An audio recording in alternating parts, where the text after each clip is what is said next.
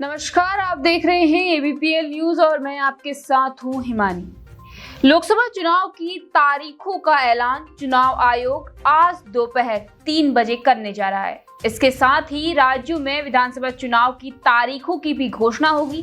चुनाव आयोग की इस घोषणा के साथ ही देश भर में आचार संहिता भी लागू हो जाएगी।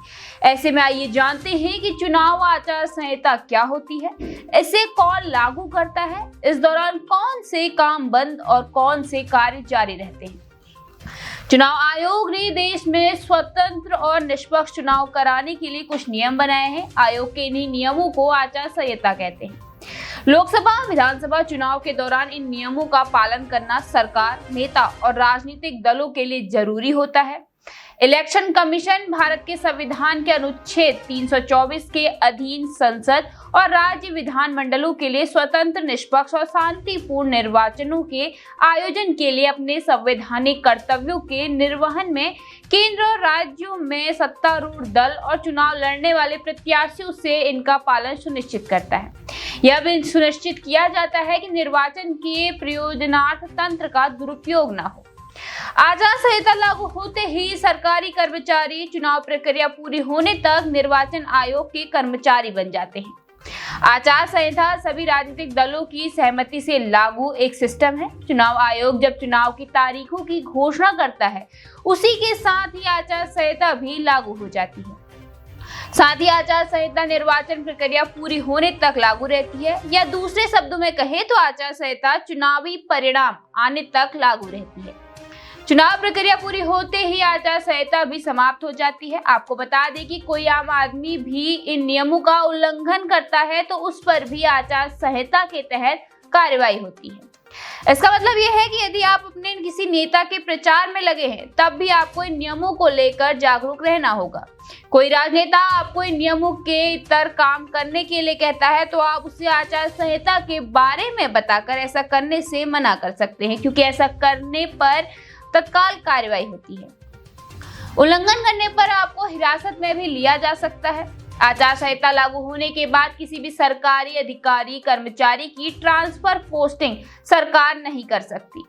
ट्रांसफर कराना बहुत जरूरी हो गया हो तब भी सरकार बिना चुनाव आयोग की अनुमति के निर्णय नहीं ले सकती।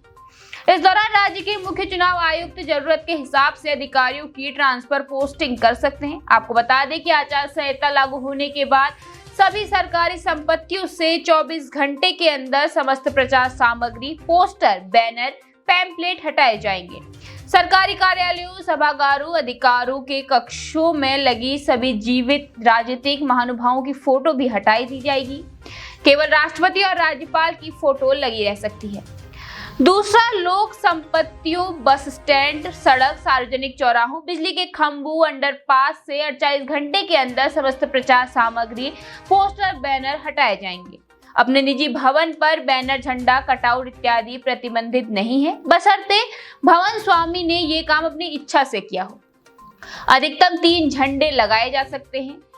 तीसरा पक्ष है कि प्रत्याशी भवन स्वामी की लिखित अनुमति के बाद ही निजी भवन पर अपनी प्रचार सामग्री लगा सकता है, जिसकी रिटर्निंग अफसर को जानकारी देनी होगी, नहीं तो 500 रुपए जुर्माना लगेगा। साथ ही ऐसे काम जिनका टेंडर निकलने के बाद वर्क ऑर्डर हो चुका है लेकिन मौके पर भौतिक रूप से काम शुरू ना हुआ हो, वह इस दौरान शुरू नहीं किया जा सकता। लेकिन ऐसे काम जो मौके पर भौतिक रूप से शुरू हो चुके हैं वह लगातार जारी रहेंगे। अगला, निजी वाहन पर बिना किसी दबाव झंडा, स्टिकर लगाया जा सकेगा, बशर्ते वह मोटर व्हीकल एक्ट का उल्लंघन न हो।